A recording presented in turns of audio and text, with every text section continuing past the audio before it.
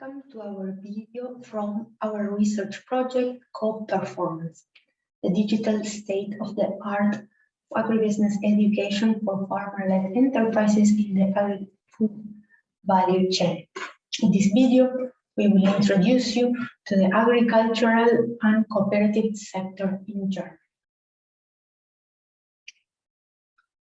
So, the German agricultural sector. In 2018, there were 266,700 farms in Germany with an average size of 62 hectares. We can see that in 2018, 13% of the farms had more than 100 hectares, which represented around 60% of the land in Germany. On the other side, at the same year, 9% of the farms had less than 5 hectares, which represented 2% of the land. If we see the evolution comparing with the year 1995, we can see that very small farms have decreased their number, while very large farms have increased their size. Regarding the location, the distribution of these farms, we can see that in west and south parts of Germany, farms have a smaller size compared to the size of the farms in east and north Germany, being the darker blue, the farmers with a larger size. This has to do with historical reasons. Going more into details, we see that 9 out of 10 German farms are run by families. In 2016, there were around 1 million farm workers, with around half of them being family members, 22% being permanent employees, and 30% being seasonal workers. Because of mechanization, the need of employment in the agricultural sector has reduced itself 56% in the last 20 years. Moreover, farming remains a male-dominated sector where 64% of workers are males and less than 10% of the managers of farms are females. Regarding the location of production, we can see that cattle, dairy cow, and fattening cows are spread in the north and also in the south of Germany. We see pigs also in the north and west of Germany, hence in the north, a bit on the west and a bit on the east of Germany. Cereals widely spread in the west and south of Germany, maize on few locations, potatoes also widespread across Germany, fruits also spread in some locations of Germany, field vegetables also here, and then wine in the southwest of Germany. Regarding some numbers of productions, we can see that in Germany, there are over 200 million animals whose feeding represents the use of 60% of agricultural land. In terms of cereals, Germany produced 38 million tons, mainly winter wheat, rye, and winter barley. Another important production is winter rape with 3.6 million tons, potatoes with 8.9 million tons, and sugar beets with 26.2 million tons. Regarding the relevance of German agriculture in the European Union, in the 28 countries conforming the European Union, we can see that Germany is very important in terms of producing milk, pigs, and a little less in terms of cattle. Around 20% of the European milk is produced in Germany. Another number relevant here is forage plants, where we see that Germany represents 27% of the EU 28 production. The German agricultural system is also linked to the international trade via imports and exports. The European Union is its main partner in terms of imports and exports, where we can see that around 70% of the imports that come to Germany are originated in the European Union, and 77% of the German exports go also to the European Union. Being one of the most important countries for German trade, the Netherlands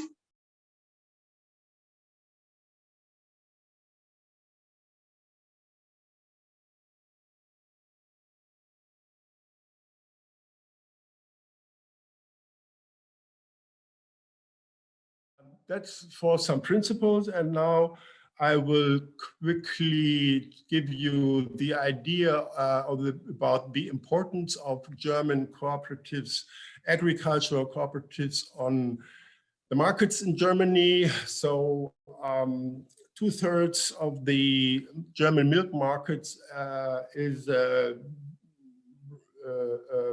done by cooperatives, dairy cooperatives. A little bit more than 50% of German grain trade is done by cooperatives. The trade cooperatives then in the livestock sector, livestock trade, and also slaughtering is 1/3 done by cooperatives, and the wine growers sector, it's also 1/3. By these numbers, you see the cooperatives, they are not the only actor on the markets, and then that's why I refer to the mentioning of competition. So they are in a competition, and sometimes also you have the impression, for example, in the grain trade, that the farmer likes to have two partners. One, the cooperative, where he is a member, where he can have influence, but on the other hand, he likes to have a trader, a private trader, where he also can trade with and try to make a better price or see what the price on that side will be. So it's a very economic and very entrepreneurial behavior on German agricultural markets. So this is the number of the cooperatives by the end of 2020. So in total, it's 1,766. I mentioned already some of the groups. I will not mention them individually now. We can do that later on, but I will give you a special hint on the farming cooperatives, which you see at the right hand below. These are farming cooperatives, which are the successors of the former agricultural producer cooperatives in East Germany, in the German Democratic Republic, in the GDR. Many of them in 1990 oriented themselves. They had the choice, what will we do in the future? Will we stay a kind of cooperative, a kind of common farming? Will we go for individual farming? Will we go for another legal form? They had the open choice what they were going to do in the year 1990, 1991. And many of them decided to stay in this bigger form of a farm with 2,000 hectares, 3,000 hectares. And about 50% decided to stay or to change into a cooperative after the new German law, to enter a free cooperative. And the other 50%, they decided for other legal forms like a shareholders company or a company with restricted liability. A little bit it depended on the consultants they found. And of course, if they found a cooperative consultant, he looked for cooperatives, and the other a lawyer, he more consulted in the direction of society of limited liability. So I can only give some flashes on these different topics, which would be worth discussing themselves alone for more time. This is to give you an idea about the economic potential of this organization we at the German Raiffeisen Association represent. It's in 2020, it was a total turnover of some 65 billion euros, the most important in the purchasing and marketing sector. That means trading grains, trading crops, and also supplying farmers with pesticides, fertilizers, and so on and so on. Most important sector, the green one. Then we have the dairy sector, also important here in Germany, with 13.5 billion euros. And the cattle and meat sector, you see 6.5 billion euros, fruit and vegetable, farming cooperatives, and wine growers cooperatives, which are in contrast to Spain and Romania, a little bit lower importance here in Germany because of climatic conditions which are not so favorable in any part of Germany. So, just a moment. No, sorry. Yeah.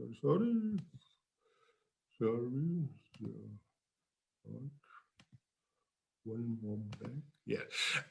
This is to show you the development over time. What we've up to now, it was only a flash for the moment.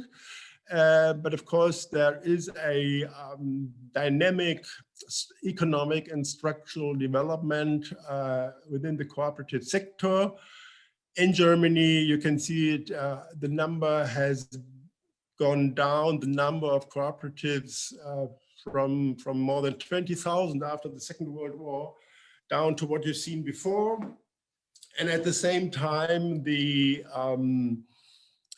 turnover, the added turnover of all these cooperatives has grown and is a little bit stagnating in the last 4 years at a level of 63, 64, 65 billion euros. We had after 2010, 2011, 12, 13, we had high prices worldwide in most commodities, and at that time there was a rise in turnover, but in the last 5 years prices are more or less stagnating with some volatility. So then there is only few potential in the German market, in the European market, to rise turnover still. Also, the agricultural production in Germany is stagnating because the potential is limited, and we now have a lot of discussion about environmental policy, about reducing pesticide, reducing fertilizers, giving space for natural resources. All this makes clear that you cannot grow so fast as we did in the past. Yes, this is, I think, more or less the same. Then just 3 slides to give you an idea about the entrepreneurial structure of the cooperatives in the different sectors we represent. One, the most important sector, as I said before, is the supply and marketing cooperatives. They sell crops and supply the farmers with their needs. We have at the local level 270 local cooperatives, but that means they are not still only working on a village level, but today they more or less work on a county level, just to give you an idea. And you can see the differentiation after turnover per cooperative. So over 50 million is quite important already. So you need a certain economic size to really be competitive in serving a modern farmer, who of course also develops.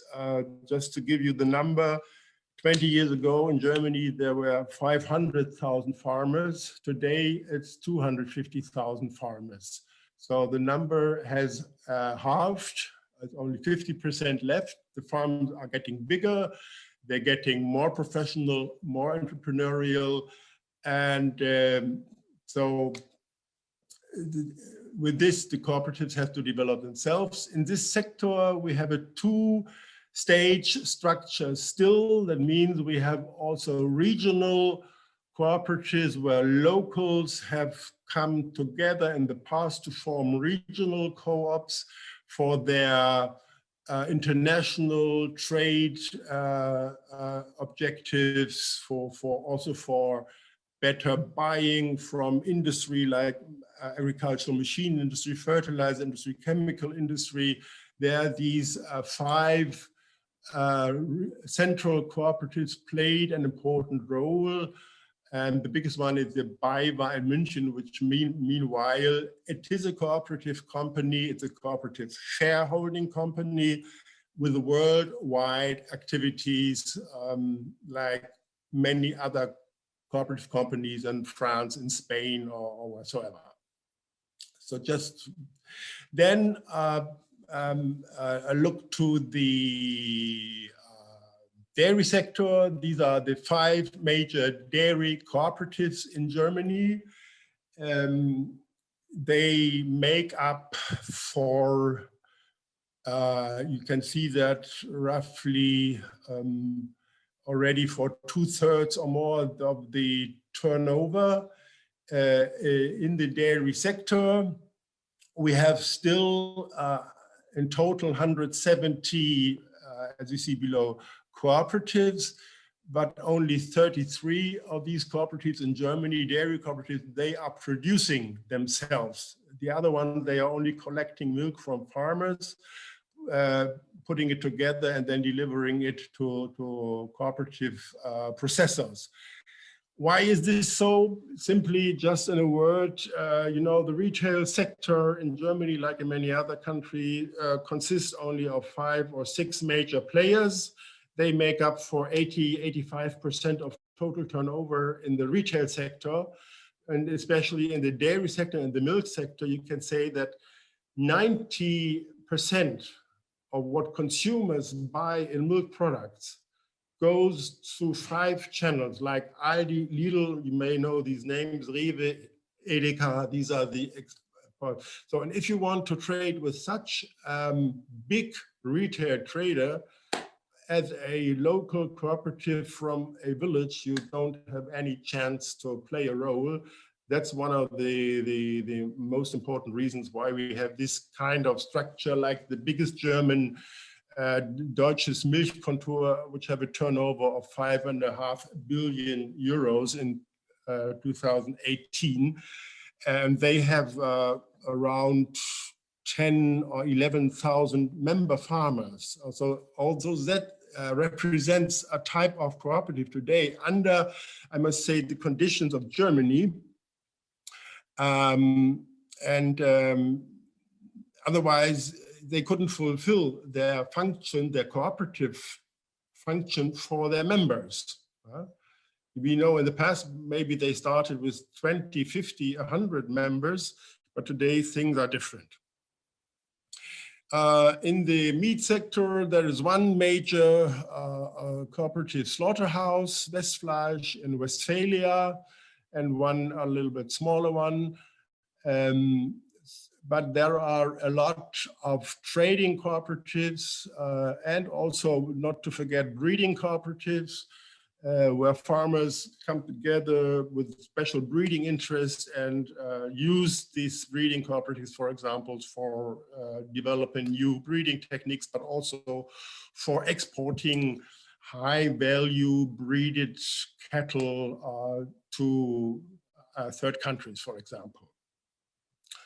So I heard that you will talk about new cooperatives and energy cooperatives later on, so I will leave that out.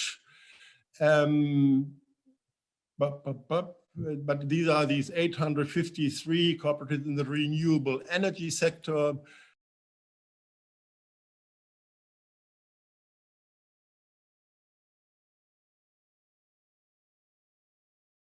some factors of success for cooperatives in the agricultural field, but I think it's true also for other ways. You have to have a strong position on the market so that you can represent and can promote the interests of your farmer members. If you are a only small and weak cooperative, you will not be able to work for the interests of your member farmers.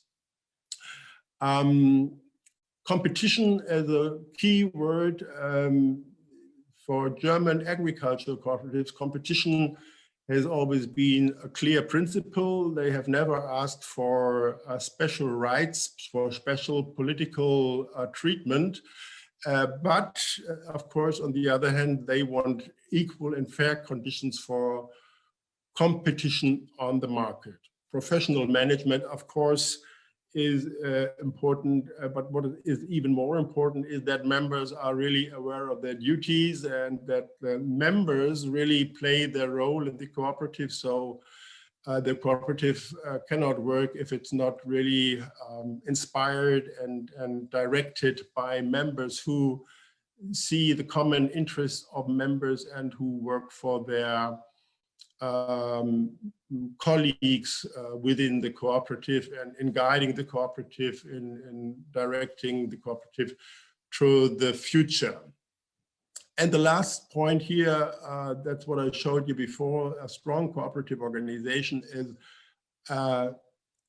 can be and is a very important factor for cooperative success. So then let's go on. Further factors for success. A multi-level cooperative system. I showed you the regional and national structure of the cooperative system here in Germany. And I named in our German experience the audit. The cooperative audit is a very important factor of success. And combined with it is I reiterate, is the obligatory membership of co-ops in these cooperative auditing associations. Of course, everybody will ask very quickly, why does it have to be obligatory? Is it against freedom that they cannot decide whether to be a member or not to be a member? But just to take this question in advance, if it should rise, it was brought to the Constitutional Court in Germany by a cooperative, I think 25 years ago already. And this cooperative exactly asked this question, why do I have to be a member of such an auditing system? I don't want that. And brought it to the Constitutional Court, the highest court in Germany. And the Constitutional Court said, no, this is okay. This is in the interest of all member cooperatives, and to secure this benefit for all cooperatives, it is important that every cooperative is a member of this system. So this is not something of the past 100 years ago. It was confirmed by the Constitutional Court of the Federal Republic of Germany with a free and open constitution, democratic constitution. So just to give you the background on this special regulation. Very important is a clear and legal and regulatory framework. We experienced this in the term and in the run of the reunification in the 1990. This was one of the most important steps was that already on the 1st of July of 1990, only 6 months after the wall fell, the West German economic legal framework was introduced to East Germany by decision of the East German parliament. And for the company, this was really important because they knew now, okay, how do we have to behave, what do we have to look for, and they had a clear regulatory framework and could quickly, more or less quickly, adapt to the new conditions in a market economy of the unified Germany, and also being a part of the European Union at the same time. And lastly, independence from the state that I mentioned before. This is a very strong German tradition, I think, in all other countries as well. But we also have examples in history and in international context where cooperatives are not always used in this sense, and where they fail because it lacks the support of their members, it lacks being independent from government, and so on and so on.